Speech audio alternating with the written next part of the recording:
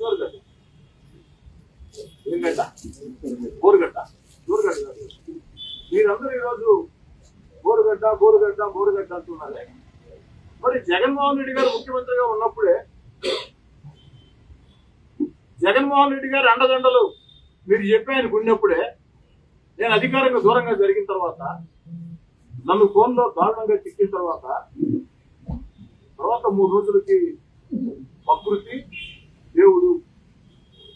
దేవుడి స్క్రిప్ట్ ప్రకృతి 2 వారికి గుణపాఠం చెప్పాయి. గుర్తుందా మర్చిపోయండి. మరి ప్రకృతి దేవుడు గుణపాఠం చెప్పారు. కోటమిరెడ్డి శ్రీధర్ రెడ్డికి మీరు చెప్పే వ్యక్తి బోరుగడ్డ అనిల్ ఫోన్ చేసిన 72 గంటల్లో పర్యవసానాలు ఏ విధంగా ఉన్నాయో పాపం బోరుగడ్డ మీడియా ముందుకు వచ్చి 72 గంటల ముందు నెల్లూరుకు వచ్చి నన్ను నా తమ్ముడిని కట్టేసుకుని బండి కట్టుకుని పోతానని చెప్పిన వ్యక్తి 72 గంటల తర్వాత మీడియా ముందుకు వచ్చి బోరు బోరు బోరు నడుస్తా ఓ అమ్మా నా మీద దాడి జరిగింది, నెల్లూరు నుంచి వచ్చారు.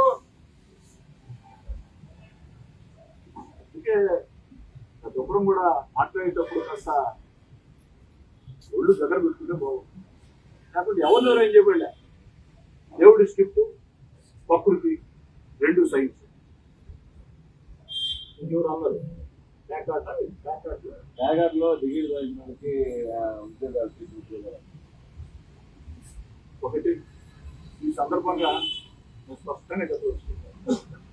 వేల మందికి టీచర్ ఉద్యోగాలు ఒక్క సంతకంతో నారా లోకేష్ గారు ఇస్తే జీర్ణించుకోలేక కడుపు మంటతో రకరకాల భాష రకరకాల విన్యాసాలు వైఎస్ఆర్ కాంగ్రెస్ పార్టీ నాయకులు మాట్లాడుతారు. వారి మాటల్ని వారి విజ్ఞతగా వదిలేస్తూ ప్రజలందరూ చూస్తూ ఉన్నారు అని తెలియజేస్తూ ఒక్క మాట చెప్పి ముగిస్తాను. పేకాటలో గెలిచిన